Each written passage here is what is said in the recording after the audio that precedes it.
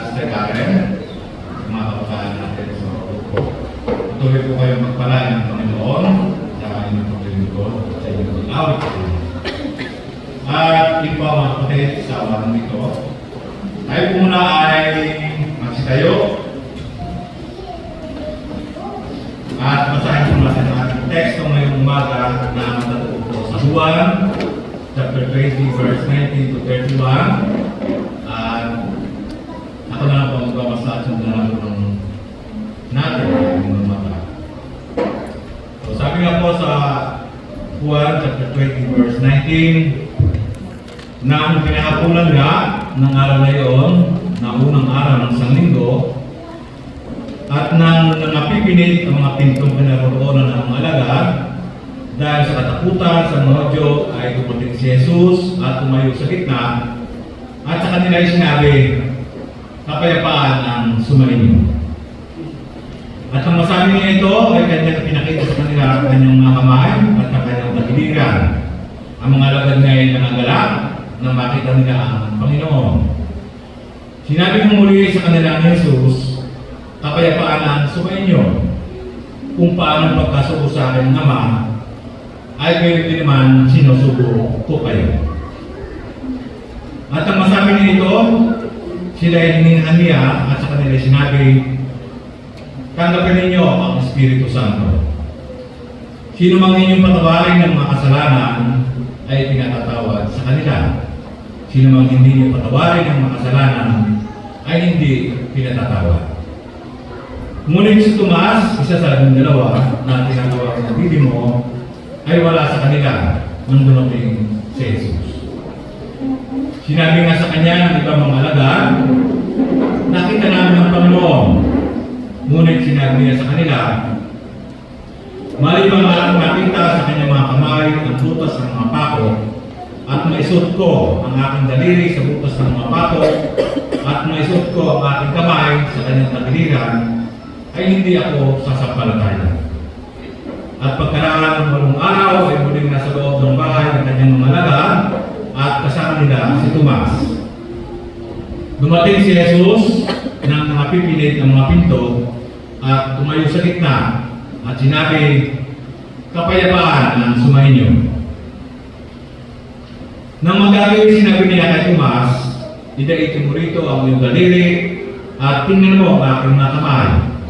At idaitin mo rito ang iyong kamay at isuot mo siya sa aking tagiliran. At huwag kang di mapanampalatayahin, kundi mapanampalatayahin. Sumagot si Tomas at sa kanya sinabi, Panginoon ko at Diyos ko. Sinabi sa kanya ni Jesus, sapagkat ako'y nakita mo ay sumampalataya ka, mapapalad kung hindi na makakita at kayo may nagsasampalataya. Gumawa niya si Jesus ng iba't ibang maraming ganda sa harap ng kanyang mga alagad na hindi na nasusulat sa aklat na ito. Ngunit ang ito ay nasusulat upang kayo magsasampalataya na si Jesus ay ang Kristo, ang anak ng Diyos. At sa inyong pagsampalataya ay magkaroon kayo ng buhay sa kanyang pangalan. Tayo po ang manalangin. Panginoon Diyos namin mga banal, makapangyarihan sa lahat. Muli po, maraming salamat sa banal na salita na kaloob po sa amin at namin sa Panginoon. Panginoon po po ay humingi ng tawad sa mga kalumihan po. Mga Panginoon, nagisin po ko at patawarin sa mga kamalian nagawa at nagagawa. Talahin po Panginoon sa oras na ito na panamatin po ang lingkod na daluyan ng iyong pagpapala. Tumitin mo po ating mga labi upang marinig ng bawat isa sa amin ang iyong mga banal salita. Paalala ang aral ng Panginoon at talahin rin po na tutulungan po kami na ito ay maglagaan. Nasisip namin sa aming mga puso makita sa aming pamumuhay. Salamat po Panginoon sa mga umaga. Salamat po sa kapatiran mo sa amin. Binabalik po Panginoon ang natin pag-uwi. Ang pasalamat sa pangalan po ng Panginoon Jesus. Amen. Amen. Pwede na po tayo sa ito. Amen mga kapatid. At ganyan po ay talagang tuloy-tuloy na ang Panginoon na panahon.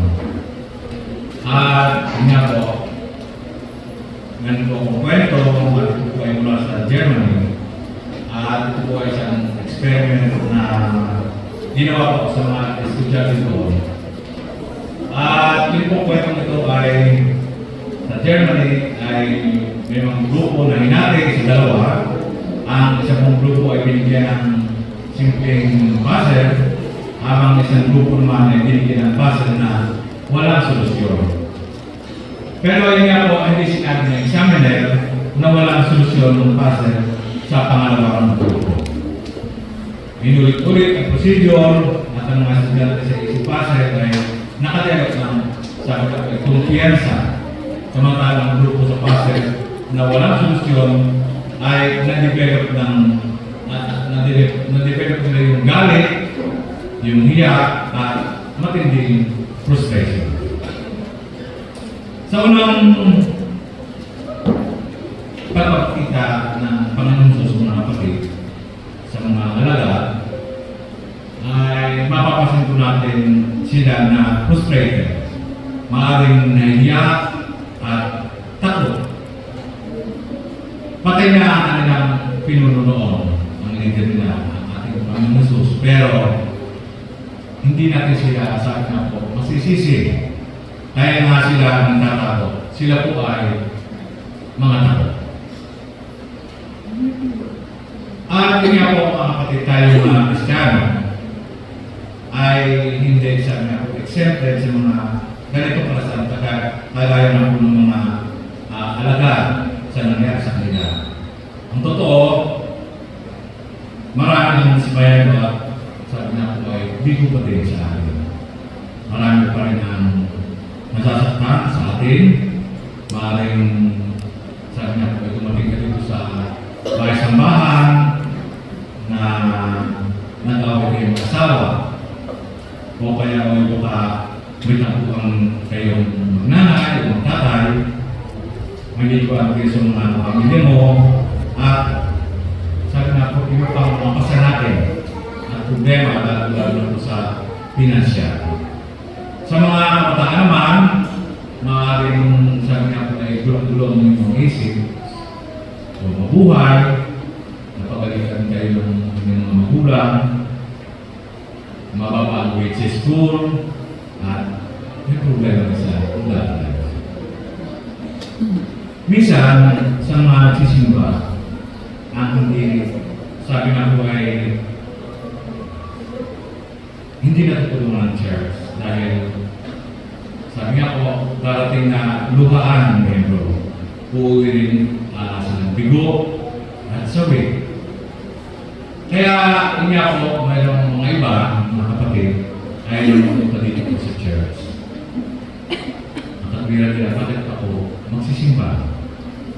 Hindi naman, sabi nga, naiiksan ng ating mga nabigatan. Yun po ang ating ang parating nasa puso ng mga kapatid namin. Pero yun nga po, mabalik po tayo, mga kapatid po sa ating teksto, na wala po si Tomas ng panahon niyo. Siya sa mga alalag noon, kung saan hindi ako alam kung saan man siya nandoon. Dahil po kasi ang Ebanghelyo tungkol po sa kung nasaan nga si Tomas ng unang magpakita ang Panginoon Sos ng Apostol. At din po pag po tayo sa aming patuloy na magtatanong po sa inyo na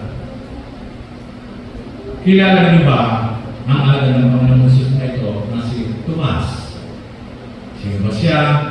Siyempre, hindi ako sa Biblia lang tayo mabasa ng mga pagkataon niya. Nahin ako mga kapatid, kaunti po ang tala sa Biblia tungkol kay Apostol Tomas. Maliban sa aklat ng Juan, kung saan mas mali ang kanyang personalidad kaysa iba, kasi iba pang mga alagad. At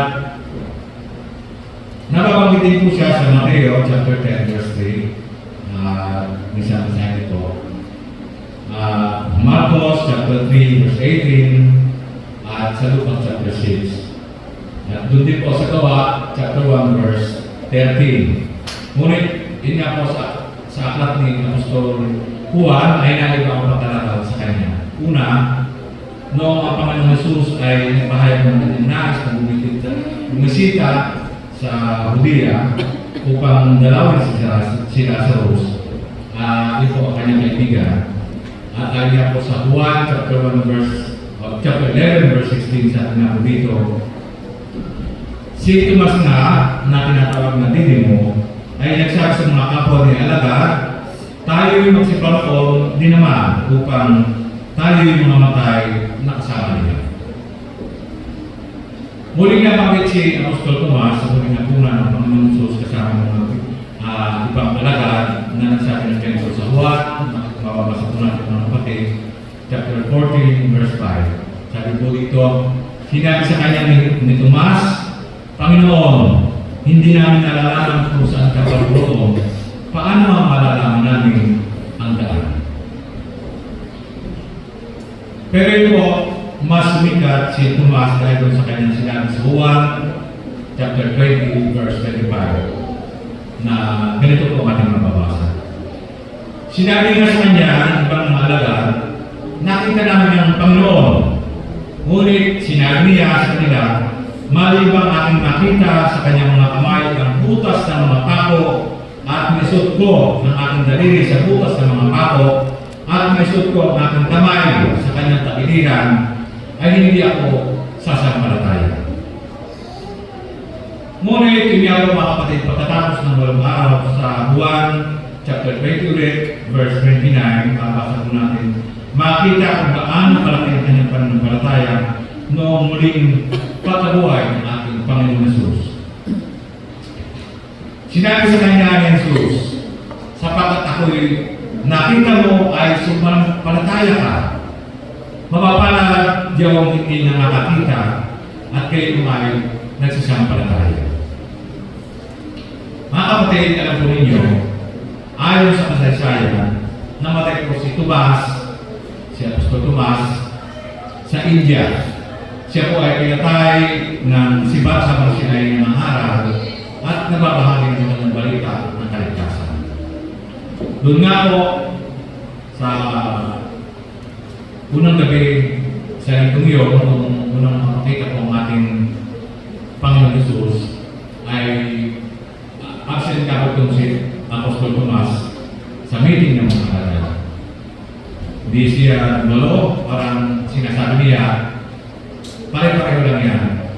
Present man o absent, wala namang pinagkaiba. Parang tayo rin po, di ba? Sinasabi natin, okay lang na mag-absent ako ngayon, hindi ito. Ganun din naman, pumunta ako o di pumunta sa church, parehas lang sa akin. Selisipin po natin mga kapatid, ang ating sarili bilang church, bilang iglesia. Ang pagpunta po ba natin sa ating church ay nagbubunga ng pagbabago sa ating mabuhay. Ito ba ay sa atin na nagdadala ng pag-asa para maging mas matatag ang ating pamilya, ang ating pagkatao. Nagbubunga ito ng tagumpay sa buhay ng ating mga anak. O baka lalo lang tayong nagdaragdag o lalo lang nagdaragdag ito sa ating pagkadismaya at pagkabigo.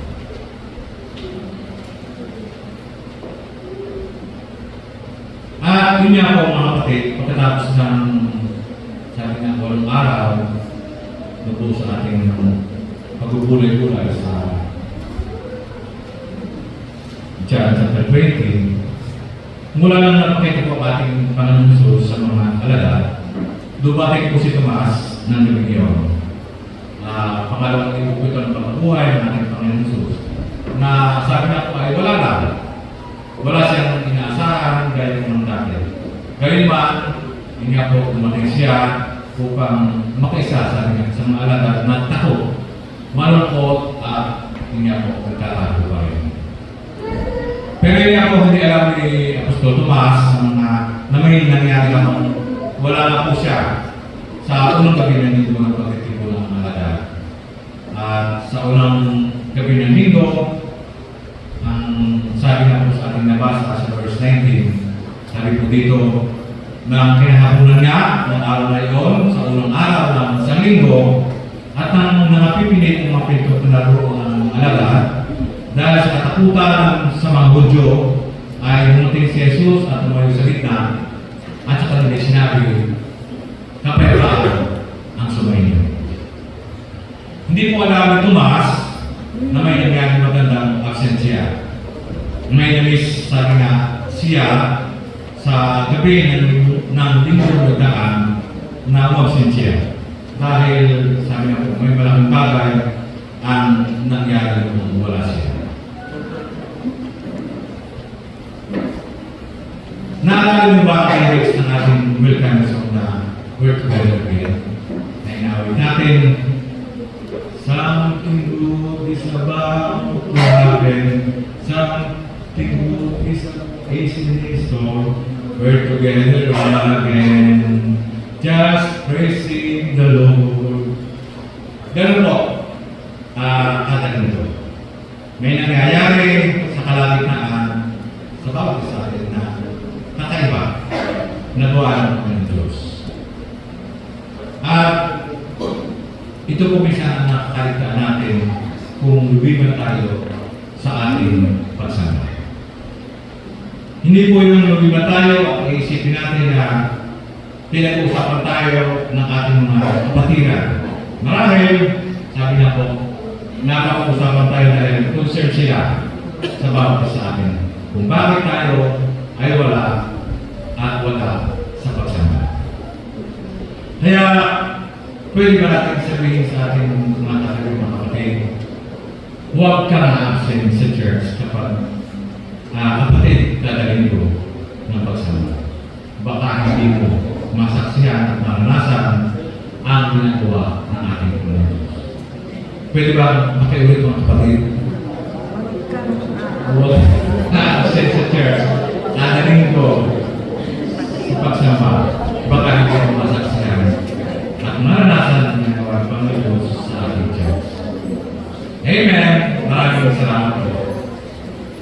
Na yun din mga kapatid, meron lang akong isang kwento.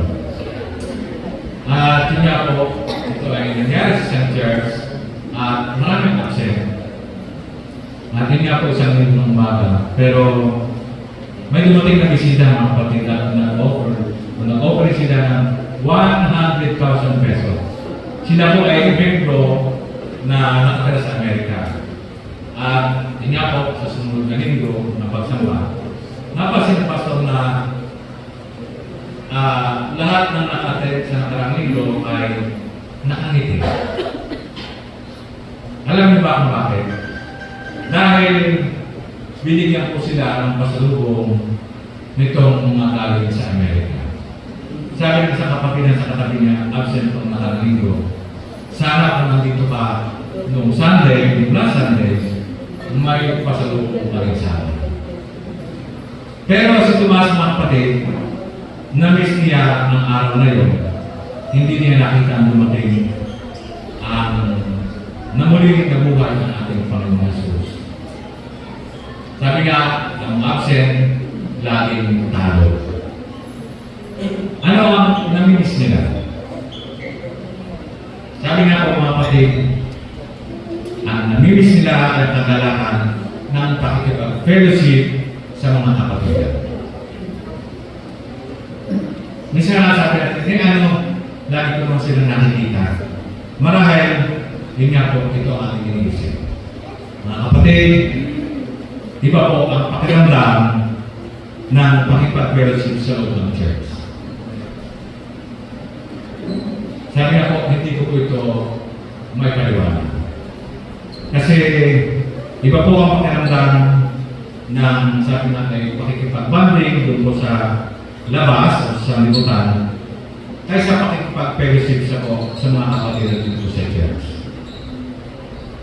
At yun din, naranasan ko na ang makapag-fellowship sa labas. Talagang kaiba ang pakikipag-fellowship po dito po sa loob ng ating church. Namiss ang presensya ng buhay ng ating Panginoon sa Kristo. Ang ating Panginoon Diyos. At yun nga po, makabasa din natin sa Hebreo chapter 10, verse 25, sabi nga po dito, na huwag pabayaan ang ating pagkakatipon na gaya ng ugali ng iba, kundi mga karalan sa isa't isa, at lalo na kung inyong namamalas na nalalapit na ang araw. Noong unang linggo mula nang nabuhay po na mabuli ang ating Panginoon Jesus, ay wala na po si Apostol Tomas sa pagtitipon ng mga alagad. Pero bumawi naman si Tomas dahil dumating siya sa dalawang linggo ng pagtitipon ng mga alagad at nag-iba po ang pakiramdam ng mga kasama niya. Kung paghahalin natin mga kapatid ang mga talata natin nabasa sa verse 19, sinasabi po, dahil sa katakutan sa mga Hudyo, ay dumating si Jesus at tumayo sa gitna. At doon po sa verse 26, muling nasa loob ng bahay ang kanyang mga alagad. At kung makapasin natin mga kapatid, may ipinagkaiba ang unang linggo sa pangalawang linggo. Sa unang linggo, mga kapatid, takot sila. Sa pangalawang linggo, nagkakatipon sila pero wala ng salitang takot o takot ang mga alagad. Subukan po natin lumagay sa katayuan ni Tomas. Dumating sa bahay na pinagtitipunan. Dati, lahat ay, sabi niya po ay malungkot. Lahat ay ngayon, ang pangalawang linggo, lahat nakalikit. Dati, lahat ay takot. Ngayon, lahat ay masaya. At ikaw na lang ang takot at malungkot. Nag-gets ba? Mga kapatid. Umaaway ka mga kasama mo. He lives. Teka, sabi nga po, sino buhay? Wala kang alam. At sinabi nila, buhay ang Panginoon Jesus. Pero ayaw maniwala si Tomas. Nagmatigas pa siyang ayaw niya maniwala at siya pa ang may ganang, sabi nga po, magbigay ng mga kondisyon para maniwala siya. Ayaw niya ako doon sa verse 25 ng kapatid na aklat ni Juan, chapter 20, ganito po ang ating mababasa. Sinabi na sa kanya ibang mga alagad, nakita namin ang Panginoon. Ngunit sinabi niya sa kanila, maliban ang ating makita sa kanyang mga kamay, ang butas ng mga pako, at maisuot ko ang aking daliri sa butas ng mga pako, at maisuot ko ang aking kamay sa kanyang dagliran, ay hindi ako sasampalataya. Hindi po nag-iinarte si Tomas para magkaroon ng moment sa Ebanghelyo. Dahil kung sabi nga, hindi siya naniniwala hanggang hindi niya nakikita ang mga pruwebang hinahanap niya. Hindi rin po siya, sabi nga, nagbibiro na tulad at ibang halos lahat ay ginagawang laro o ginagawang biro na lang ang ganong pangyayari. Yun nga po, palagay ko naman, batid si Tomas na wala nang kasi seryoso ang balitang si Jesus ay nabuhay ng mabuli. Mas lalo naman kung hindi rin plastic si Tomas na oo lang, oo, kahit hindi naman ang nasabi nga po ay hindi naman wala totoo ang nasa puso niya. At hindi rin siya po, sabi na ay patangay na lang sa agos ng para lang hindi siya maiba sa kanyang mga kasama. Hindi siya hindi niya sasakyan na lang basta-basta ang sabi na ito, magustuhan ng marami nakakarami para lang sabi nga po ay matanggap agad ng grupo. Hindi po. Hindi ngingiti si Tomas kung nagluluksa pa ang kanyang sabi nga po, ang kanyang puso. At sabi nga po, nagmamatigas man siya, nagdududaman siya, nagkakalumaliman siya, pero hindi maluloko si Tomas. Kahit sa kanyang pag-aalinlangan, wagas po si Tomas. Ganoon po siya. Ang motto niya sa buhay ay to see is to believe. Opo, mapalad siya kasi sabi nga po, nabigyan siya ng pagkakataon na makita muli ang ating Panginoon Jesus. Pero mas mapalad tayo, mga kapatid. Bakit po? Ayon po sa 1 chapter 20 verse 29, sinabi sa kanya ni Jesus, sapagkat ako'y nakita mo ay sumampalataya ka, mapapalad siya kung hindi nakakakita at kayo may nagsisampalataya. Mas mapalad tayo dahil hindi man natin nakita ang ating Panginoong Jesus na pisikal na inyo o sa pisikal na inyo, ngunit sinampalataya natin siya. Ang ating pag-asa ay ang pangako niya na makikita natin siya ng mukhaan sa kanyang muling pagbabalik.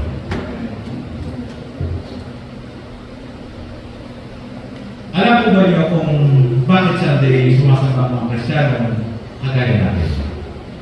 Ang mga Muslim ay sumasamba ng Biyernes, ang mga Hudyo tuwing Sabado, pero tayo na tagasunod ni Kristo, sumasama po tayo sa Sunday, Linggo, upang ipahayag ang katotohanan na ang Panginoong Jesus ay namatay, ngunit nabuhay sa ikalawang araw. Araw ng Linggo. Sa English, mga kapatid, Sunday. Hindi po tayo sumasama sa araw o sa sun, kundi sa araw ng Linggo. Pupunta po tayo dito sa ating bahay-sambahan upang sambahin ang anak ng Diyos, ang ating Panginoon at tagapagligtas na Panginoon Jesus. Mga kapatid, lagi kong panalangin na sa bawat pagsamba natin po yung Linggo ay magkasama-sama tayo ng kapatid na samahan tayo ng Panginoon sa kalagitnaan ng ating pagsamba. Umadama natin ang kanyang presensya sa pamamagitan ng Banal na Espiritu. At nais ko na lagi sa tipo ng mga kapatid na makita at madama ang pag-ibig niya sa pamamagitan ng ating pag-awit, pag-aaral, at pananalangin. Ayaw ko pumunta sa church na hindi makita ang Panginoong Jesus dahil sabi nga ko, hungkag at walang silbi ang ating pagsama kung wala ang presensya ng ating Panginoong Jesus.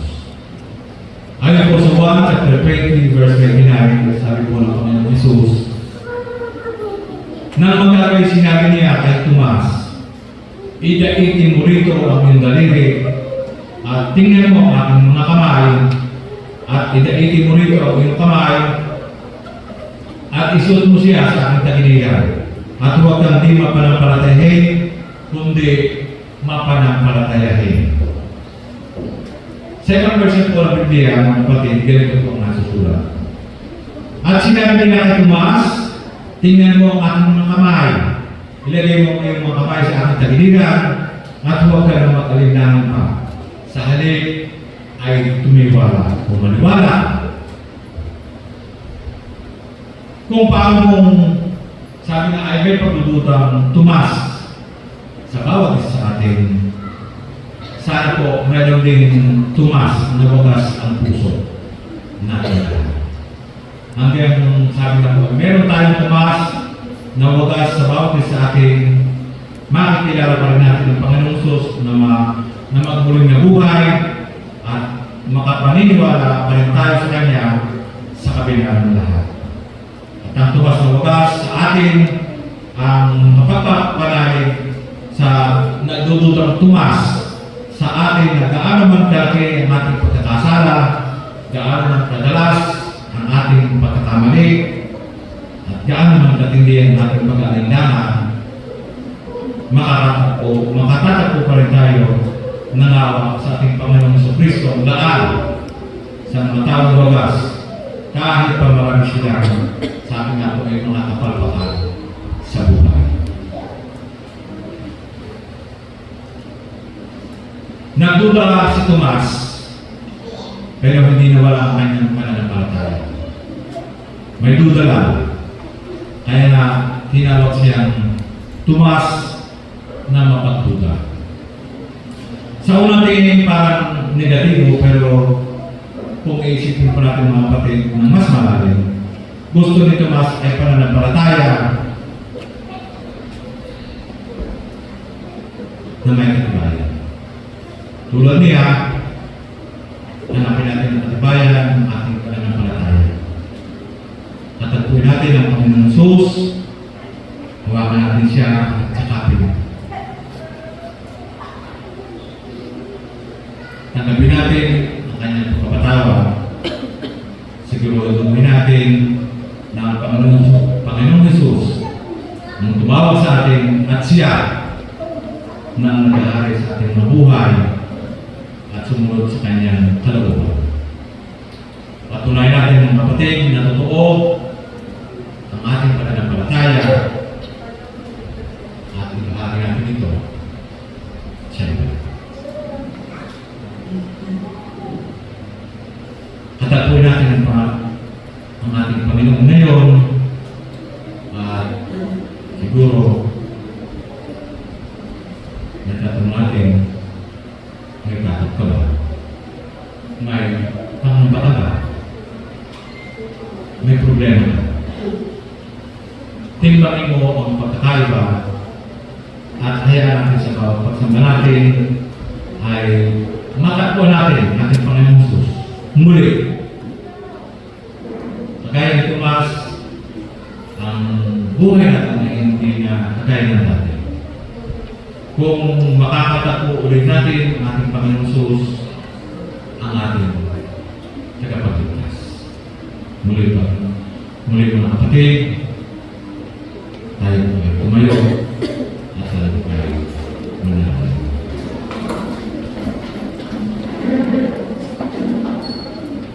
Ngayon, totoo nga po ang naging kami magduda. Dala na po ang maraming nakikita sa aming buhay. Kung tulungan mo ako, kami Panginoon na di nito malihis ang aming pananampalataya. Pero kung Panginoon na